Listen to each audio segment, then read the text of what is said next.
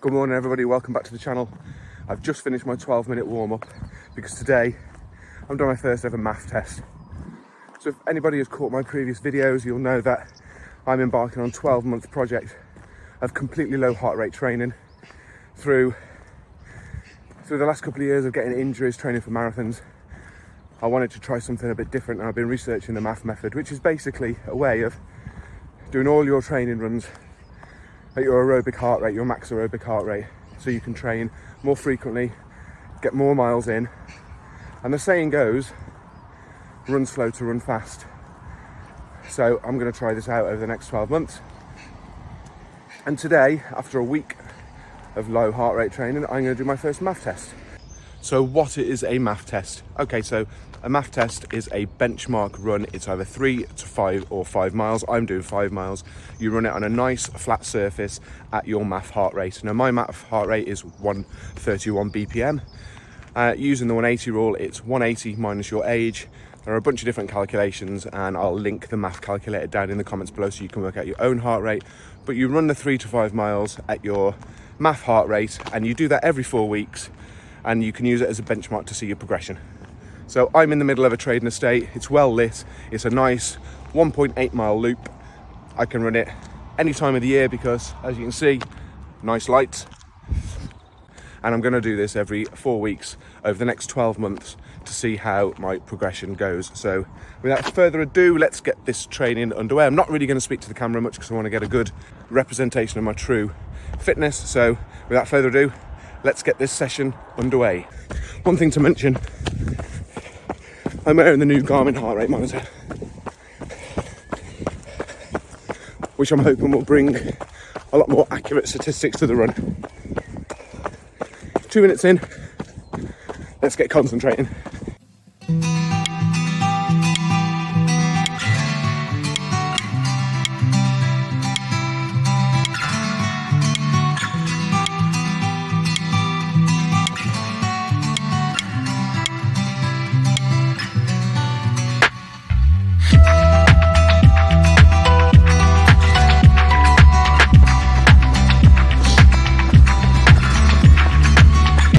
Mile 1 clicked over in 9:28.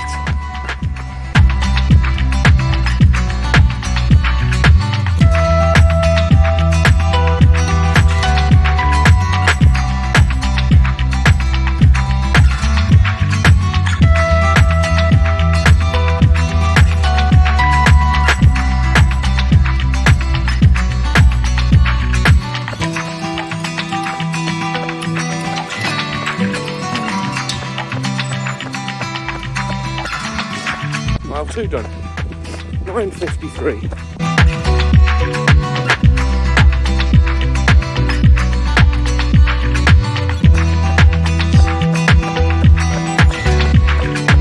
Okay, so mile 3, 10:05, and by the way, seeing a decrease in your pace over the run, that should happen as your body gets tireder. You can't run as fast at the same heart rate. So this is all expected. 2 miles left.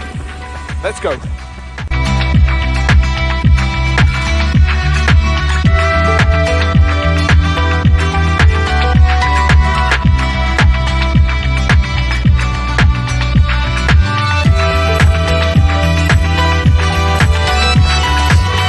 Mile 4, 10:09.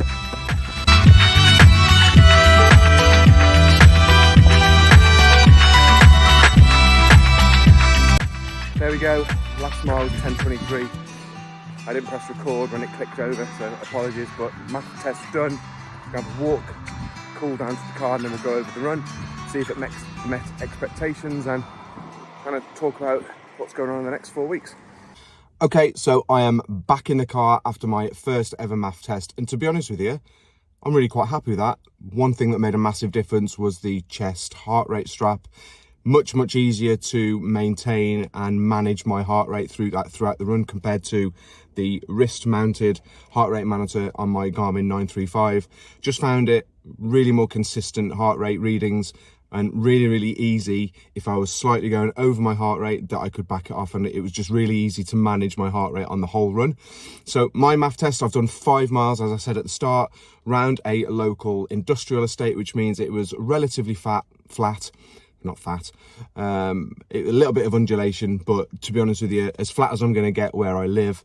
And the run went really well. I feel really good, didn't really feel like I was pushing it at all, didn't really feel out of breath, feel still really good.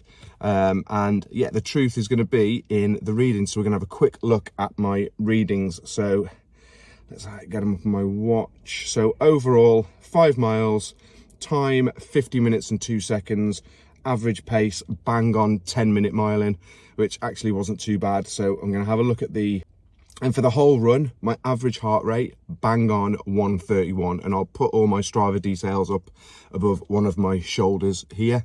So really, really happy with getting the whole run done in my target heart rate of 131.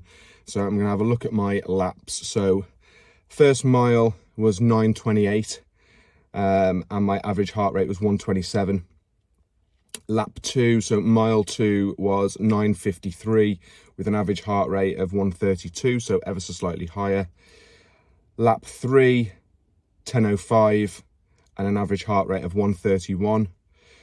Mile 4, lap 4 was 10:09 and an average heart rate of 131.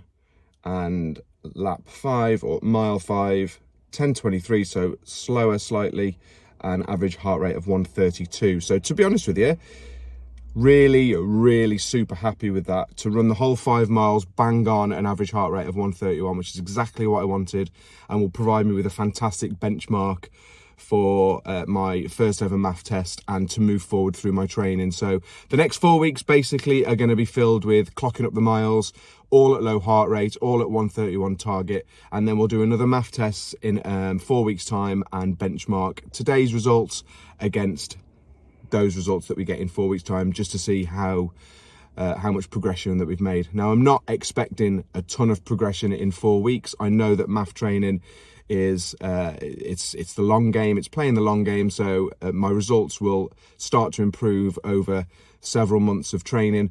But as I said in one of my previous videos, due to injury, I've had to defer my London Marathon place to 2024.